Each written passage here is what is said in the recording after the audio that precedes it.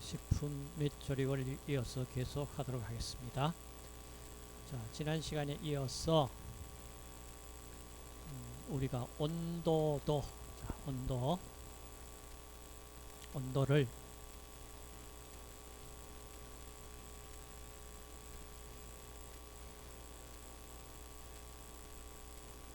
화씨 온도, 섭씨 온도 관계를 여러분들이 좀 이해를 하시면 좋겠습니다. 자, 물의 어는 점, 정유수의 어는 점을 1기압 하였어. 기압은 1기압입니다. 압력이 달라지면은 온도가 어는 점, 끓는 점 바뀝니다. 우선 1기압에서 0도씨에서 물이 옵니다. 다시 말해서 얼음은 녹습니다. 그러니까 어는 점과 녹는 점이 같은 온도입니다. 자, 물의 어는 점 0도씨, 끓는 점 100도씨. 자, 켈빈 온도는 그냥 섭씨 온도의 273.15도 1호를 더하면은 켈빈 온도는 쉽게 계산이 돼요. 문제는 우리는 섭씨 온도가 우리가 주로 사용하는 온도입니다. 근데 문제는 미국 애들은 화씨 온도를 쓴다는 얘기예요. 그래서 자꾸 이렇게 어떤 수치 변환을 좀 해줘야 되는 경우가 있는데, 식은 이 식이다. 섭씨 온도 나누기 100 했는 것이 화씨 온도의 32도를 빼준 값을 180으로 나누면은, 다시 말해서 물의 어는 점과 끓는 점을 100등분 했는 것이 섭씨 온도고 180등분 한 것이 화씨 온도다. 자, 이걸 여러분들이 기억을 꼭 하시고, 식은 이 식입니다. 이 식을 가지고 섭씨를 화씨로, 화씨를 섭씨로 바꿀 수 있겠죠. 바꾸는 식을 여러분들이 식을 외우지 마시고 이 식을 변환해서 바로 쓰시면 됩니다. 그러면은, 자, 이걸 어떻게 바꿀 것이냐. 자, 좌측항, 우측항에 곱하기 100을 해주면은 이 섭씨, 화씨 온도를 섭씨로 바꿀 수 있는 식이 되겠죠. 한번 바꿔보세요.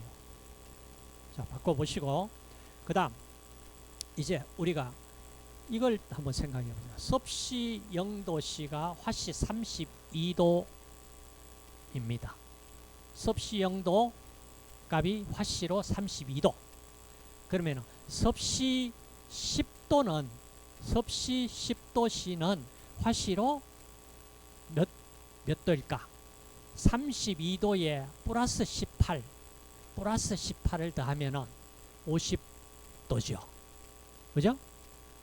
여기 18, 그러니까 180등분 했으니까 섭씨는 100등분 했고 여기는 180등분 했으니까 10도씨 올라가면은 18을 더하면 됩니다.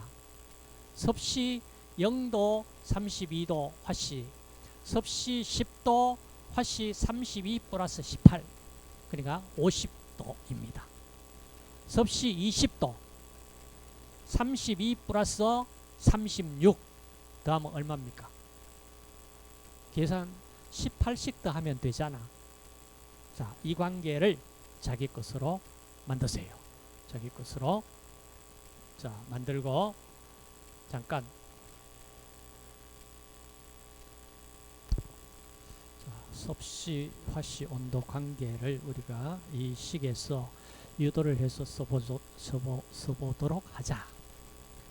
자, 이 식 섭씨를 100 나누기 100 한 것이 화씨 온도의 32도를 빼준 것을 180으로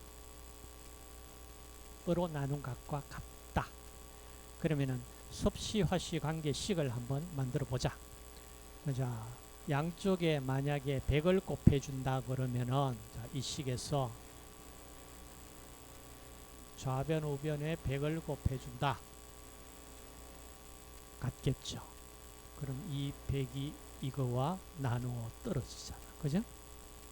그러면은, 자, 섭씨 화씨 온도를 섭씨로 섭씨로 바꾸는 식은 간단해요. 지금 여기 보시면은 180분의 100, 그러니까 180분의 100 괄호 열고 화씨 온도 마이너스 32, 그러니까 180분의 100은 9분의 5 되겠지, 그죠? 그러니까 화씨 온도에 32를 빼준 값에 9분의 5를 곱해주면은 섭씨 온도로 바로 바뀌었습니다. 그러면은 자 이제 화씨를 섭씨로 바꿨는데 섭씨를 화씨로 바꾸는 식은 자 양쪽에 180을 만약에 곱해준다면은 180을 곱해준다면은 이게 사라지고 없을 거 아니에요. 그죠? 그러면은 자 이쪽에 화씨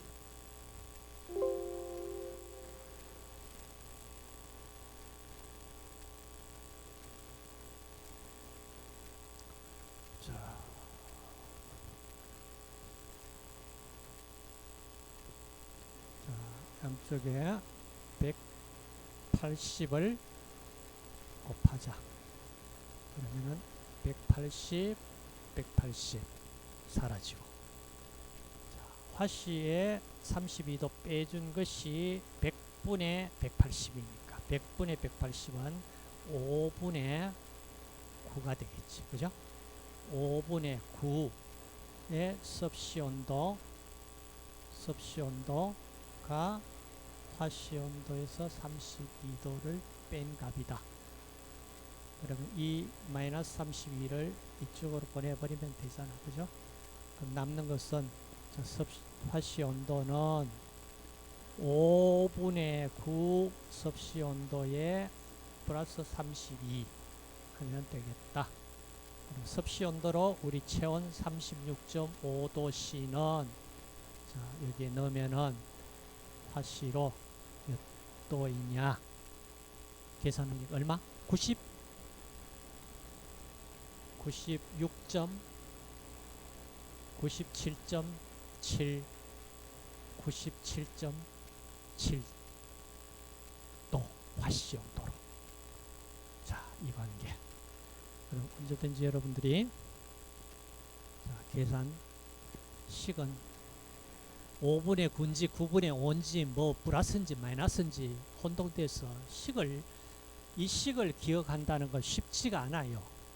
차라리 섭씨 온도 나누기 100, 화씨 온도에 32도 뺀 걸 180으로 나눈 이 식을 기억을 하세요. 자, 이어서 우리가 육안으로 볼 수 있는 가시광선 영역이 자, 아주 짧은 영역에 비칩니다. 이 부분입니다. 자, 이 빛이 왜 나오느냐? 조리 열에서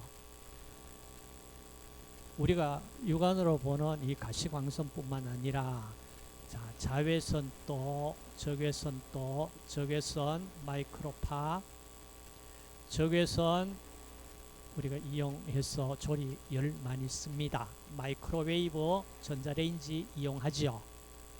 조리에 다 필요한 열 에너지원입니다. 그 다음 더 긴 라디오파도 있고요. 반대쪽으로 더 짧은 파장에 아주 강한 빛이 존재합니다. 자외선 우리 피부 악영향을 줄 수 있는 정도의 꼭 악영향만은 아니에요. 우리가 어떤 살균 소독할 이런 역할도 많이 하기 때문에. 그 다음 엑스레이 우리 이용합니다. X선,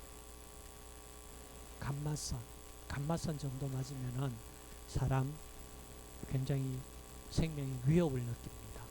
자, 그래서 이런 종류의 빛이 있는데 우리 육안으로 볼 수 있는 빛이 여기에 아주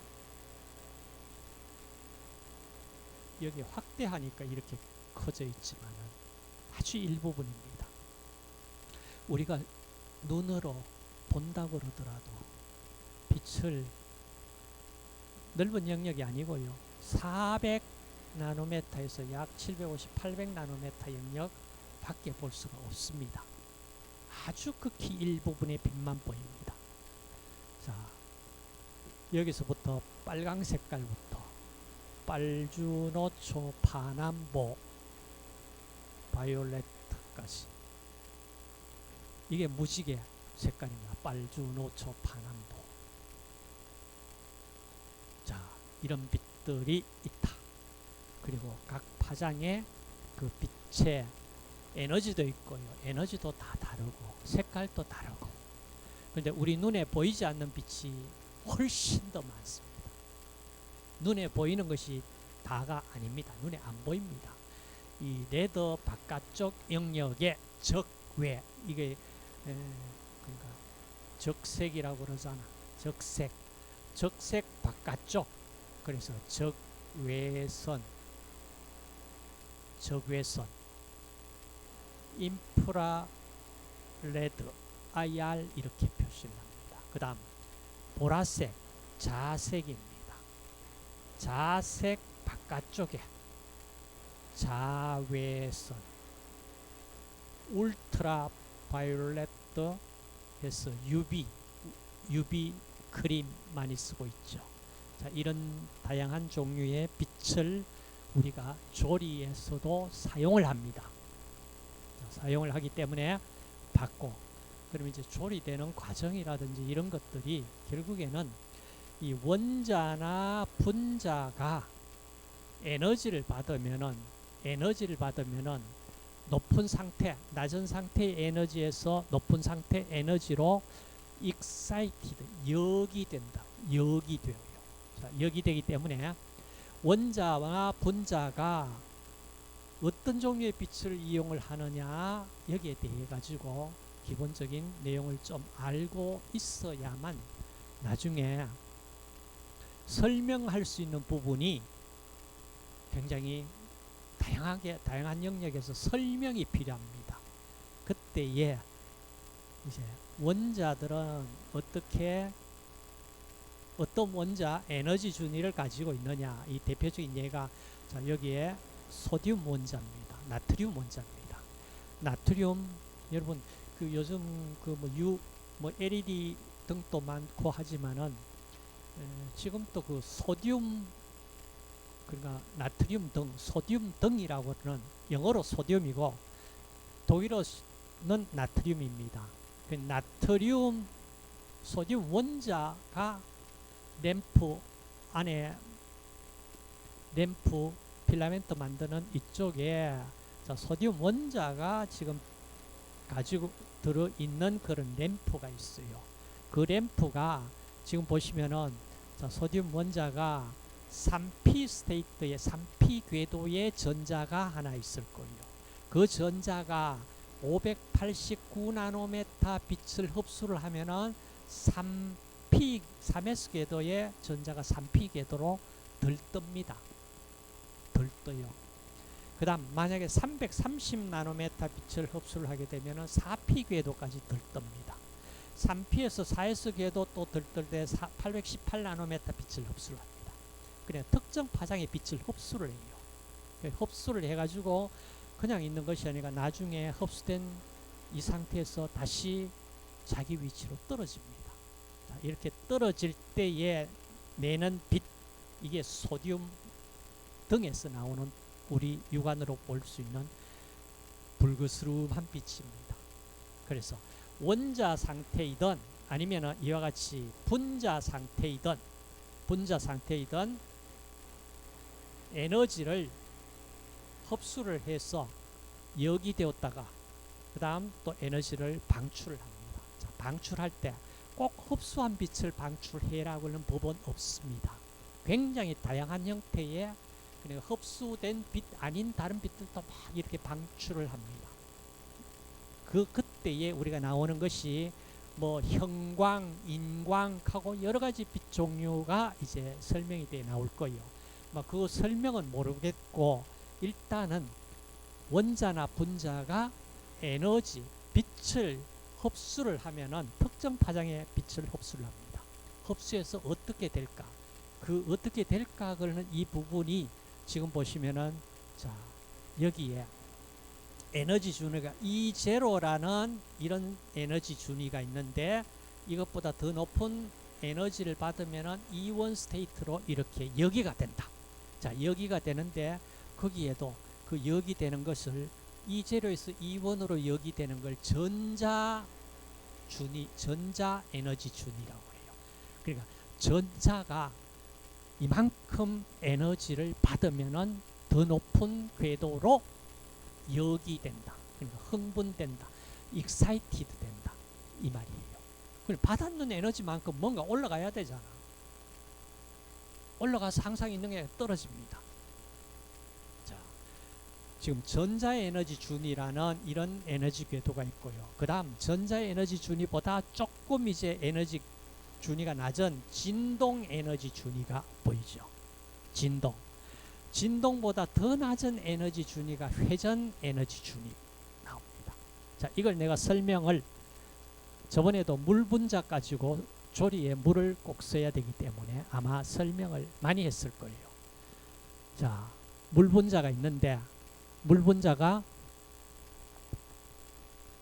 이걸 놓으면은 말이 안 들어가고 자, 물 분자 H2O 그랬습니다. 자, 팔꿈치에 수소가 결합되어 있고 저 주먹이 지금 산소입니다. H2O 물 분자가 어땠어요? 꼼짝꼼짝 움직인다 그랬잖아. 그랬죠? 기억나십니까?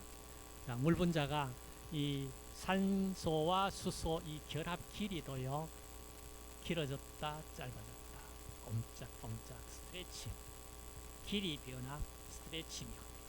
그 다음 각도 변화 꼼짝꼼짝 움직입니다. 같은 방향으로도 움직이고 뭐 이렇게 트위스트도 되고요. 그러니까 그 지금 얘기하는 게 이게 진동 운동입니다. 그 다음 요 물 분자가 뭐 길이 각도만 움직이고 이렇게 뭐 비틀어지고 하는 것만이 아니고, 자, 이 회전축으로 빙 이렇게 돈다라고 얘기를 했잖아요. 그것이 바로 회전입니다. 물 분자가 빙 돌면서 물 분자 사이에 마찰열이 생깁니다. 그 마찰열이 바로 전자레인지 조리 원리입니다. 전자레인지 조리를 진동 에너지 가지고 설명하는 사람들은 엉터리입니다. 회전입니다. 로테이션입니다. 그러니까 지금 보시면 분자 진동이요, 이 회전도 있고 진동도 있고 전자 에너지 준위가 전부 복합적으로 되어 있어요. 그래서 이거 어디 여기에 해당되는 빛을 흡수를 하면은 회전도 일어나고 진동도 일어나고 이렇게 전자 에너지 준위도 올라갑니다. 굉장히 빛이 우리 그냥 육안으로 보이는 빛만이 아닙니다. 굉장히 막대한 영향을 미칩니다. 이 빛은 어디에서 오는 겁니까? 태양의 에너지입니다. 태양의 에너지가 없다면 식물이든 동물이든 뭐 움직이는 모든 이런 것들이 다 올 수도 없습니다. 우리 먹을 수 있는 식량 공급 안 됩니다. 맞죠? 어떻게 보면은, 야, 이 빛이 이렇게 중요하구나. 응? 자, 한번 생각하시고. 그 다음, 자, 조리 목적입니다. 조리 왜 하느냐? 첫째, 영양성을 향상시키자. 그 영양성분 흡수를 도와 효용성을 증가시키겠다. 그 다음에 소화하기 되기 어려운 것, 우리가 자르거나 뭐 익히거나 이렇게 해서 소화가 쉽도록 만들자. 그 다음 기호성을 높이자. 향미를 좋게 하고 외관도 아름답게 해서 식욕을 좀 돋구자. 네 번째, 위생적 안정성을 확보하기 위해서입니다. 병원성 세균이나 해충 뭐 이런 것들이 음식물에 혼합 부착되어서 들어옵니다. 그리고 또 독성을 가진 물질도 있습니다. 자, 이런 부분 제거를 해야 됩니다. 그 다음에 저장 운반성도 높이자. 뭐 조리 후 저장이나 운반성이 용이해질 수 있다. 그 다음 식생활 다양성, 동일한 식재료로 다양한 음식을 우리가 만들어 먹을 수 있습니다. 자, 이런 목적으로 조리 과정을 거칩니다. 자, 조리 과정을 거칩니다. 자, 이제 본격적으로 문제입니다. 아마 여러분 문제에 조리용 계량기구 용량으로 옳은 것은 자, 지금 보시면은 작은 술, 큰 술, 컵하고 이렇게 나올 겁니다. 자, 이것만 좀 외웁시다. 자, small teaspoon, 작은 숟갈, small ts, 부피 5ml. 그 다음 큰 술, large ts, 15ml. 그 다음 컵, 한 컵, 일반적으로 200ml. 그러니까 55, 200. 55, 200. 자, 이렇게 기억을 좀 해주세요. 55, 200. 그 다음 계량하는 방법. 자, 이거 종종 문제에 나옵니다. 그죠? 자, 점성이 있는 액체 할편 계량컵을 사용해라. 주로 꿀기름 종류. 밀가루. 자, 채로 쳐가지고 계량컵에 수북이 담고요. 위를 깎아내세요. 버터 마가린 계량컵에 꾹꾹 눌러 담으세요. 그리고 나서 컵 위를 그냥 깎고 나서 뒤집어 쏟아내면은 됩니다. 고체식품은요, 부피 측정이 쉬울까요? 무게 측정이 쉬울까요? 무게 측정이 굉장히 정확하고 쉽습니다. 부피, 작은 부피는 아까 티스푼으로 5ml, 15ml, 한 컵 200ml 취하는 거는 그렇게 어렵지 않아요. 그런데 부피 커지고 그러면요, 절대로 부피로서는 어떻게 측정이 거의 불가능합니다. 그래서 무게가 굉장히 정확합니다. 자, 무게. 그래서 무게를, 고체식품은 부피보다는 무게를 측정하는 것이 훨씬 정확하다. 그 다음 액체식품 경우에는요, 자, 액체 표면에 이렇게 보면은 메니스커스가 생깁니다. 다시 말해서 여러분들 여기에 어떤 부피재는, 자, 여기서 실린더가 있다면은 액체를 담으면은, 자, 이렇게 해서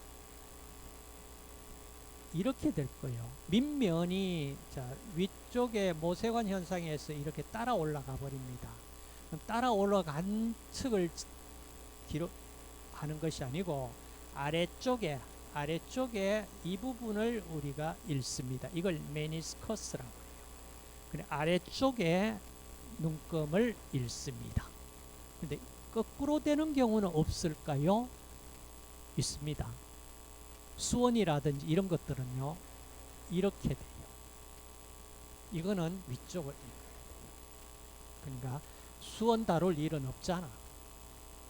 그러니까 메니스커스, 물이라든지 액체 상태는 대부분, 액체 식품은 메니스커스와 눈높이를, 여기에 눈높이를 맞춰 가지고 아래쪽에 부분을 읽어라.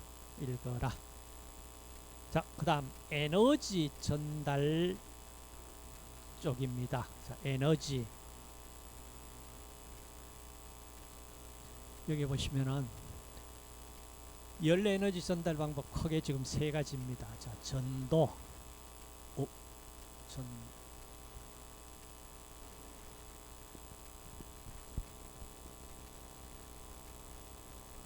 자, 전도 컨덕션이라고 해요. 물질, 그러니까 매질입니다. 매질 이동 없이 열 에너지가, 그러니까 온도가 높은 데서, 높은 온도에서 낮은 온도로 열이 전달이 됩니다. 대류는 컨벡션 그럽니다. 매질, 그래, 에너지를 가지고 있는 매질이 움직여서 열 에너지를 전달합니다. 주로 매질은 액체나 기체입니다. 우리 조리에 이용하는 매질, 액체나 기체가 움직입니다. 다시 말해서 어떻게 그게 움직이느냐? 온도가 올라가면은 부피가 팽창이 되니까 상대적으로 밀도값은, 비중은 낮아집니다. 그래서 비중이 가벼운 것은 위로 올라가고 무거운 것은 아래로 깔아앉습니다. 다시 말해서 비중 차이에 의해서 열이 전달됩니다. 그 다음 복사 라디에이션이라고 그래요. 이거는 매질 없이 다시 말해서 매질이 없다는 얘기는 뭐 위쪽에서 얘기는 액체나 기체나 뭐 어떤 뭐 고체든 매질 관계가 없습니다. 다시 말해서 진공에서도 바로 에너지가 직접 전달될 수 있습니다. 이것을 우리가 복사라고 해요. 자, 이걸 우리가 여기에서 스토브가 있습니다. 스토브 열을 우리가 옆에 있으면은 굉장히 따뜻한 온기를 느낄 수가 있죠. 자, 그 온기를 느낄 때 공기가 데워져서 우리 사람에게 에너지를 전달을 해 줄 경우도 있죠. 그죠? 그거는 공기가 열 에너지를 전달해 줬다. 그러면은 대류예요. 대류. 그렇죠? 대류 아니고 복사는 직접 바로 빛이 매질 상관없습니다. 바로 옵니다. 이걸 복사라고 해요. 다시 말해서 우리가 태양빛이 진공 속에서도 가장 빠른 광속도로 우리에게 도달하잖아. 그겁니다. 복사예요. 복사 에너지입니다. 대류는 매질이 필요합니다. 그 다음 전도라고 그러는 거는 매질 이동 없이 했습니다. 여기에 보시면은 스토브 위에 주전자가 있는데 주전자 스토브 그 철판에서 주전자 철판을 통해 가지고 뭐 알루미늄 재질에서 위쪽에 주전자에 물이 끓습니다. 그렇죠? 그러면은 그 열 에너지는 뭘 통해 가지고 오긴 오잖아. 철이나 알루미늄을 통해 가지고 열 에너지가 움직여져 왔습니다. 그런데 철이나 알루미늄이 직접 열 에너지를 가지고 움직여서 주전자까지 옵니까? 아니죠. 철은 그냥 그대로 자기 자리에 있어. 알루미늄도 자기 자리에 있어. 움직이지 않지. 물질 매질 이동 없습니다. 이해되시죠? 그거 없이도 열은 전달된다. 그 말입니다. 어떻게 해서 이렇게 열이 전달될까? 뭐 때문에 전달될까? 결국에는 전자가 열을 움직여줍니다. 아시겠어요? 뭐 어찌됐든지 자, 전도 대류 복사를 이해를 하세요. 그럼 열 전달 속도는 복사가 가장 빠르고요. 그 다음 대류 전도 이렇게 속도가 떨어집니다.